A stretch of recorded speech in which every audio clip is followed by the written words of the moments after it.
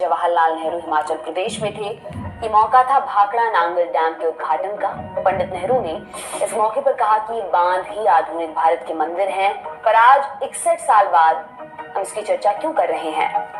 क्योंकि इस बांध के उद्घाटन के समय ही मुंबई में एक पुल का निर्माण शुरू हुआ था और आज के दिन माने 12 जनवरी 2024 को एक पुल बनकर तैयार हो चुका है। पुल का नाम मुंबई ट्रांस हार्बर लिंक है, लेकिन इसे पूर्व पीएम अटल बिहारी वाजपेयी की याद में अटल सेतु बुलाया जा रहा है। तो आसान भाषा में आज समझेंगे अटल सेतु क्या है, इसे बनाने के पीछे क्या मकसद है, इसे बनाने में 60 साल क्यों लग गए और इससे पर्यावरण को क्या नुकसान हो सकता है।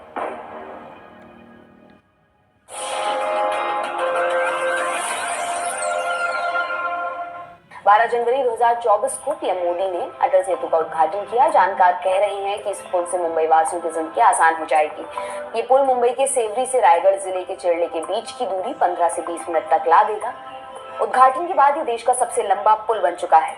कितनी है इसकी लंबाई? पुल 22 किलोमीटर लंबा है। पुल का 16.5 किलोमीटर का हिस्सा समुद्र के ऊपर है, जबकि 5.5 किलोमीटर जमीन के ऊपर है। पर मुंबई में समुद्र पर बना इकलौता पुल नहीं है। इससे पहले भी बांद्रा वर्ली सी लिंक मौजूद है, तो फिर इसकी जरूरत क्यों पड़ी? मुंबई की आबादी 2 करोड़ से ज्यादा है और हर साल इस संख्या में कुछ ना कुछ इजाफा हो ही जाता है। अब आबादी ज्यादा है तो गाड़ियों की संख्या भी ज्यादा होगी। नतीजा, मुंबई का ट्रैफिक हो जाता है आउट ऑफ कंट्रोल। इस वजह से यहाँ सी ब्रिज की जरूरत महसूस हुई। ये तो हो गई जरूरत की बात। अब समझते हैं इस पुल को कैसे बनाया गया और बनने में इतना टाइम कैसे लगा, कितने पैसे खर्च हुए, आदि इत्यादि। बात शुरू होती है 60 के दशक से। बंबई से लगी खाड़ी यानी बे और मेनलैंड के बीच एक पुल बनाने की सोची गई। सबसे पहले एक American consultancy firm Wilbur Smith associates ने 1963 में इसका आइडिया सुझाया, पर किन्हीं कारणों से इस पर आगे काम नहीं हो पाया। पुल का काम लेट हुआ। फिर आया 90 का दशक और सरकार की नजर फिर से इस पर पड़ी। इसके लिए टेंडर्स निकाले गए साल 2006 में। 2008 में अनिल अंबानी की रिलायंस इंफ्रास्ट्रक्चर ने इसकी बोली लगाई और जीत गए। पब्लिक प्राइवेट पार्टनरशिप यानी पीपीपी के तहत रिलायंस इंफ्रास्ट्रक्चर को ये ब्रिज 9 साल 11 महीने में बनाकर तैयार करना था। उस समय इसकी लागत थी 6000 करोड़। पर ये पीपीपी मॉडल क्या होता है? हमारी सरकार के पास एक निश्चित बजट होता है, उसमें कई सारे प्रोजेक्ट्स पर काम करना होता है, मसलन एयरपोर्ट, रेलवे, हाईवे, पुल, डैम आदि बनवाना। किसी भी देश की तरक्की के लिए इस तरह के भारी भरकम इंफ्रास्ट्रक्चर की जरूरत होती ही है, तो सरकार को पैसे की कमी होना भी लाजमी है। इसलिए सरकार से डेवलपमेंट प्रोजेक्ट्स में निजी क्षेत्र की हिस्सेदारी के जरिए फंड्स को जुटाती है। इस तरह देश में निजी क्षेत्र को बढ़ावा मिलता है, साथ ही विकास के कामों में तेजी आती है। इसे ही पब्लिक प्राइवेट पार्टनरशिप या पीपीपी मॉडल कहा जाता है। वापस आ जाते हैं अटल सेतु के कॉन्ट्रैक्ट पर। 2008 में अनिल अंबानी को कॉन्ट्रैक्ट तो मिला, लेकिन कुछ महीनों बाद अंबानी की कंपनी ने प्रोजेक्ट से हाथ खींच लिए। इसके बाद टेंडर पे टेंडर, बिडिंग पे बिडिंग हुई, पर प्रोजेक्ट जैसे वहीं का वहीं रुक गया। फिर इसे बनाने वाली नोडल एजेंसी को बदला गया। अब जिम्मेदारी Mumbai metropolitan region development authority MMRDA के पास आई। आगे बढ़ने से पहले समझते हैं नोडल एजेंसी किसे कहते हैं। हर राज्य में किसी भी प्रोजेक्ट या योजना के लिए किसी एक डिपार्टमेंट को नोडल एजेंसी नियुक्त किया जाता है। माने ये एजेंसी सरकार की तरफ से पूरे प्रोजेक्ट का मैनेजमेंट देखती है। आमतौर पर सरकार का ही कोई विभाग होता है।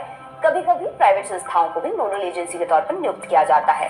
वापस आते हैं पुल के किस्से पर। यहाँ से काम ने थोड़ी रफ्तार पकड़नी शुरू की। MMRDA ने इसके लिए जापान की agency Japan international corporation agency JICA के साथ एक अग्रीमेंट किया। इस अग्रीमेंट के तहत JICA पूरे प्रोजेक्ट की लागत का 80% फंड करने पर सहमत हुई।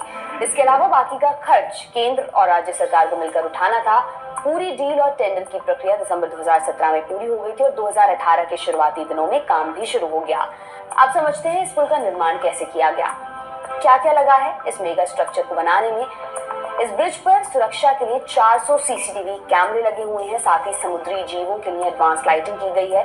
इस तरह की लाइटिंग का प्रकाश सिर्फ पुल पर पड़ता है, जिससे समुद्री जीवों को आर्टिफिशियल लाइट से दिक्कत नहीं होती। इस पुल को बनाने में कंक्रीट का जमकर इस्तेमाल हुआ है। कंस्ट्रक्शन साइट पर कंक्रीट पहुंचाने के लिए ट्रकों ने जितने चक्कर काटे हैं, उतना अगर सीधे चले तो धरती से चांद तक पहुंच जाएंगे। इस पुल में आयरन बार्स लगी हैं, जिसे हम आम भाषा में छड़ या सरिया कहते हैं। इन आयरन बार्स का यदि वजन करें तो इसमें 17 एफएल टावर बनकर तैयार हो जाएंगे। और तो और इस पुल में 85,000 टन स्टील का इस्तेमाल हुआ। ये इतना स्टील है जिससे 180 से ज्यादा बोइंग 747 विमान बनाए जा सकते हैं। पुल के डिजाइन और स्ट्रक्चर को और आसान भाषा में समझने के लिए हमने बात की आज तक मुंबई ब्यूरो के संवाददाता सौरभ अक्तानिया से। सुनिए उन्हें। अटल सेतु की अगर जो बात करें, जिसे हम अटल बिहारी वाजपेयी शिवड़ी नवा शेवा ब्रिज की बात करिए, सी ब्रिज है और लगभग 22 किलोमीटर लंबा ये सी ब्रिज है। इसकी जो लागत है 18,000 करोड़ से ज्यादा की इसकी लागत है। और सबसे महत्वपूर्ण बात, जो साउथ मुंबई का हिस्सा है शिवड़ी का, वो सीधा नवा शेवा नवी मुंबई को जोड़ता है। अगर आम तौर पे इस पूरे डिस्टेंस को अगर आपको तय करना है, ट्रैवल करना है, तो लगभग 1.5 से 2 घंटे का समय आपको लग ही जाएगा। लेकिन अब इस ब्रिज के सहारे आप सिर्फ 15 से 20 मिनट में वहां पर पहुंच जाएंगे। दूसरी सबसे इंपॉर्टेंट बात कि 22 किलोमीटर लंबा ये ब्रिज है, लेकिन 16 किलोमीटर से ज्यादा का हिस्सा यानी कि 16.8 किलोमीटर का जो हिस्सा है ये पानी के अंदर है, यानी कि समुद्र के अंदर है। जो बैंड्रा वाली सीलिंग है उससे भी 4 गुना लंबा ये ब्रिज है और ये अपने भारत का सबसे बड़ा समुद्री बीच है। अब इस ब्रिज की अगर जो बात करें तो इसमें बहुत सारा सीमेंट इस्तेमाल हुआ है और जिस तरीके से इसके अंदर लोहा इस्तेमाल हुआ है वो भी बहुत ज्यादा है। L&T टाटा ने मिल के, जो जापान की कंपनी है, उनके साथ टाइप करके इस पूरे ब्रिज को बनाया। इसकी दूसरी एक सबसे बड़ी जो बात अगर जो मैं करूं, जैसे ट्रैवल टाइम तो ये कम कर ही रहा है, लेकिन एनवायरमेंटलिस्ट ने इसके ऊपर काफी ज्यादा सवाल उठाए थे। अब माइग्रेंट बर्ड्स वहां पे आते थे हर साल, फ्लेमिंगोस जिसे हम कहते हैं। साथ ही वहां पर बहुत ही इंपॉर्टेंट इंस्टॉलेशंस है, जैसे भाभा ऑटोमिक रिसर्च सेंटर है, पावर स्टेशन है। तो उन सबको भी वहां पर बचाते हुए ये ब्रिज को काफी ज्यादा बैरिकेडिंग की हुई है, सीसीटीवी कैमरेज लगाए हुए हैं। साथ ही जैसे आए दिन आजकल हर सीजन में, मानसून सीजन में मुंबई में जो है तूफान आते रहते हैं, तो वो तूफान को भी सह सकता है, हाई टाइड को भी सह सकता है। बाजू में जो पोर्ट है वहां से बड़े बड़े ब्रिजेस भी निकल जाएंगे और इसलिए ब्रिज अगले 100 साल तक इस ब्रिज को कुछ नहीं होगा, इतना मजबूत ये ब्रिज है। एक आवाज जरूर रिसेंटली उठी थी कि इस ब्रिज का एक साइड का टोल 250 रुपया रखा गया है, तो काफी विरोध इसके ऊपर हुआ है, जिस पर सरकार ने कहा कि इसको प्रपोज 500 रुपए का टोल किया था, जिसे हमने सीधे घटा के आधा कर दिया है। तो अब जब कल से ये ब्रिज शुरू होगा, देखना होगा कि कितने लोग इसको पसंद करते हैं, कितने लोग इस पर ट्रैवल करते हैं, क्योंकि जाहिर सी बात है 250 रुपया टोल काफी लोगों को सही नहीं लग रहा है। पुल का पूरा त्यापाचा आपने समझ लिया। आसान भाषा में आप समझते हैं इस पुल से किन लोगों को फायदा होगा, टोल कितना लगेगा। MMRDA और JICA के मुताबिक इस पुल से शहर के सेवरी और चिल्ले के बीच की दूरी आधी हो जाएगी।